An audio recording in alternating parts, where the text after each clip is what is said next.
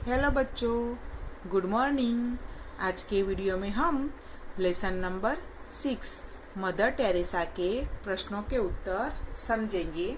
उसमें मौखिक में क्वेश्चन नंबर 2 में है कम से कम शब्दों में उत्तर दीजिए। उसमें पहला है क में है मदर टेरेसा का बचपन का नाम बताइए। तो मदर टेरेसा का बचपन का नाम क्या था बच्चों? हमने जब लेसन समझा तब उसमें आया था ना, क्या था नाम उनका बचपन का? तो उसका उत्तर होगा मदर टेरेसा का बचपन का नाम अग्नेस गोंजा बोया जीजू था। क्या था? अग्नेस गोंजा बोया जीजू। अब ख वाला, मदर टेरेसा का जन्म कब और कहाँ हुआ था? तो मदर टेरेसा का जन्म कौन सी साल और तारीख में हुआ था, याद है आपको? तो क्या आएगा उसका उत्तर? मदर टेरेसा का जन्म 26 अगस्त। कौन सी तारीख है? 26 अगस्त 1910 को स्कोप्जे, कौन से शहर में? स्कोप्जे। स्कोप्जे कहाँ आया हुआ है? सर्बिया नगर, दक्षिण युगोस्लाविया में हुआ था। समझ में आ गया बच्चों?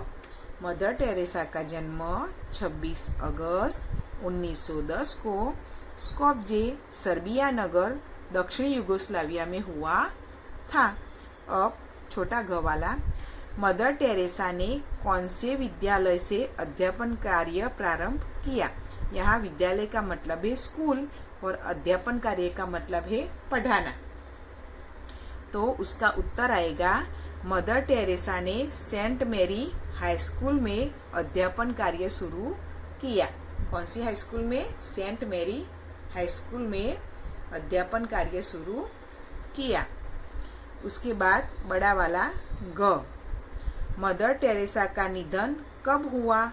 तो उसका उत्तर आएगा 5 सितंबर 1997 को मदर टेरेसा का निधन हुआ। निधन यानी कि मृत्यु। निधन का मतलब क्या होता है? मृत्यु। अब लिखित में क्वेश्चन नंबर 2, निम्नलिखित प्रश्नों के उत्तर लिखिए। उसमें पहला है क, 18 वर्ष की आयु में मदर टेरेसा ने क्या निश्चय किया था? तो उसका उत्तर आएगा 18 वर्ष की आयु में उन्होंने आयरिश धर्म परिवार लोरेंटो में शामिल होने का निश्चय किया और अपना जीवन दीनहीन और अनाथों की सेवा में समर्पित कर दिया। तो मदर टेरेसा जब 18 साल की हुई तब उनको मन में ऐसा विचार आया कि मुझे अपना जीवन किसमें बिताना है? इन दीन दुखियों की सेवा में ही बिताना है। तो ऐसा कार्य करने वाली एक परिवार था। कौन सा धर्म परिवार था? आयरिश धर्म परिवार लोरेंटो। तो वो लोरेंटो में शामिल हो गई और अपना जीवन दीन दुखियों की सेवा में समर्पित कर दिया। अब ख वाला है, मदर टेरेसा के माता पिता का नाम लिखिए। तो मदर टेरेसा की माता का नाम क्या था? याद है आपको? तो मदर टेरेसा की माता का नाम था ड्राना फिल। क्या था बच्चों? ड्राना फिल। और पिता का नाम निकोला। क्या था पिता का नाम? निकोला। अब ग वाला, सन कौन सी तारीख है? जो देखिए, सन 1946 में उन्होंने किस बात का संकल्प लिया? तो कौन सी साल की बात है? सन 1946 में उन्होंने किस बात का संकल्प का मतलब होता है प्रतिज्ञा। तो किस बात की प्रतिज्ञा ली? तो सन 1946 में उन्होंने मानव सेवा करने का संकल्प लिया था, जिसके कारण इनके जीवन में परिवर्तन आए। तो सन 1946 में उन्होंने मानव सेवा यानी कि जो समाज में दुखी, दरिद्र, रोगी, उनकी सेवा का उन्होंने प्रण यानी प्रतिज्ञा, प्रण भी बोल सकते हैं, प्रतिज्ञा भी बोल सकते हैं, संकल्प भी बोल सकते हैं, वो लिया, क्योंकि उन्होंने सोच लिया था कि मुझे पूरा जीवन दूसरों की सेवा में ही व्यतीत करना है, यानी कि दूसरों के लिए ही मुझे अपना पूरा जीवन न्यौछावर कर देना है। उन्होंने अपने बारे में कभी भी नहीं सोचा था, हमेशा वो दूसरे के दुख दूर करने के बारे में सोचती थी। अब बड़ा वाला घ, मदर टेरेसा ने कोलकाता में किन किन केंद्रों की स्थापना की थी। तो मदर टेरेसा ने हमारे इंडिया में यानी भारत देश में जब आई तो उन्होंने अनेक लोगों को, रोगियों को, दरिद्रों को, अपाहिजों को, फिर बूढ़ों को परेशान यानी कि दुखी देखा, तो उनका दुख दूर करने के लिए उन्होंने कोलकाता में कई केंद्रों की स्थापना की। तो कौन कौन से केंद्र थे वो हम देखेंगे। तो मदर टेरेसा ने कोलकाता में शिक्षा केंद्र, फिर शिक्षा केंद्र यानी कि स्कूल बनवाई, फिर कुष्ठ रोग चिकित्सा केंद्र, मैंने बोला था ना कि एक चमड़ी का रोग आता है, तो ऐसे रोगियों के लिए एक चिकित्सा केंद्र यानी अस्पताल बनवाया। उसके बाद भोजनालय यानी जो लोग गरीब थे, जिनके पास खाना नहीं था, उनके लिए भोजनालय आदि की स्थापना की। उसके साथ साथ असहाय बूढ़ों को सहारा देने के लिए पहला निर्मल हृदय होम स्थापित किया। निर्मल हृदय होम यानी कि अभी हम क्या बोलते हैं, वृद्धाश्रम बोलते हैं ना, ऐसा ही एक वृद्धाश्रम बनवाया जिसमें कई सारे बूढ़े यानी कि वृद्ध व्यक्ति थे, वो वहां आश्रय ले सके और अपनी ममता की छाया से बीमार, विकलांग तथा अनाथ व्यक्तियों को आश्रय दिया। उन्होंने निर्मल हृदय होम बनवाया। वहां किन व्यक्तियों का आश्रय दिया?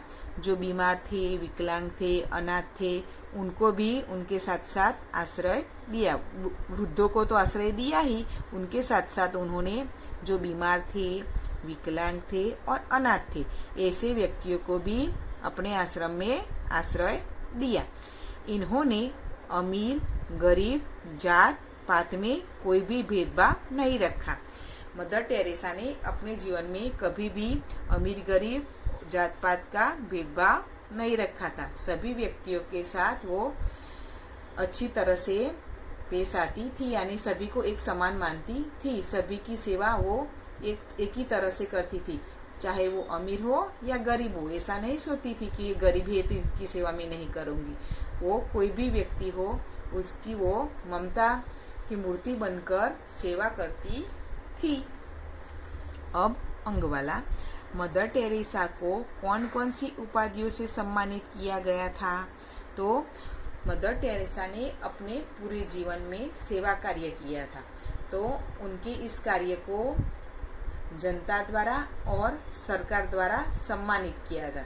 यानी उनके कार्य को देखकर उनको अलग अलग मेडल मिले थे, उपाधियां मिली थी। तो वो कौन कौन से मेडल थे वो हम देखते हैं। तो उसका उत्तर आएगा, मदर टेरेसा को शांति पुरस्कार, पद्मश्री पुरस्कार, नोबल पुरस्कार, मानव कल्याण कार्यों के लिए भारत रत्न की उपाधियों से सम्मानित किया गया था। यानी कि मदर टेरेसा को कौन कौन से पुरस्कार मिले थे? शांति पुरस्कार मिला था, फिर पद्मश्री पुरस्कार भी मिला था और नोबल पुरस्कार भी मिला था। ये पुरस्कार के अलग अलग नाम है। और उन्होंने जो मानव कल्याण के कार्यों के लिए उन्हें भारत रत्न, मैंने पहले आपको बताया था ना, भारत में सबसे बड़ा मेडल कौन सा है? भारत रत्न। उसकी उपाधि भी उनको मिली थी। भारत भ्रमण के अवसर पर महारानी एलिजाबेथ, कहा कि महारानी है इंग्लैंड की, कहा कि है इंग्लैंड की, वो महारानी एलिजाबेथ, वो इंग्लैंड की महारानी है। वो जब भारत भ्रमण के लिए भारत में आई थी, यानी भारत में घूमने के लिए, तब उन्होंने मदर टेरेसा के कार्यों को देखकर उनसे वो प्रभावित हो गई और उन्होंने क्या किया? मदर टेरेसा को भारत में ही ऑर्डर ऑफ मेरिट की उपाधि से विभूषित किया। कौन सी उपाधि से? ऑर्डर ऑफ मेरिट की उपाधि से विभूषित किया। बच्चों, आपको ये प्रश्न के उत्तर अब समझ में आ गए होंगे। मैं ये प्रश्नों के उत्तर की PDF बनाकर आपको भेज दूंगी, तो आपको ये सभी प्रश्न के उत्तर अच्छी हैंडराइटिंग निकालकर अपनी नोटबुक में लिखने हैं और साथ साथ उसको तैयार भी करना है। अब हम दूसरे वीडियो में मिलेंगे। गुड बाय बच्चों।